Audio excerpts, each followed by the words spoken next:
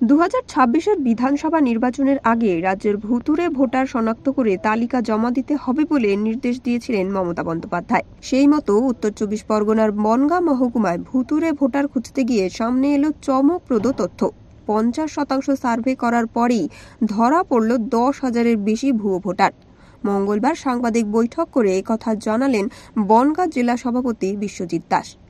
বাংলার মুখ্যমন্ত্রী যে অবৈধ ভোটার যারা অন্য রাজ্যে থাকে, এখানে নানা রকমভাবে এই রাজ্যে ভোটার লিস্টের নাম নথিভুক্ত করে রেখেছেন, অনেকগুলো তিনি দেখিয়েছেন এবং সেইভাবেই তারা নির্দেশ মতো সমস্ত বুথ স্তরে বুথ কর্মীরা আমাদের বাড়ি বাড়ি যে সার্ভে কাজ শুরু হয়েছে।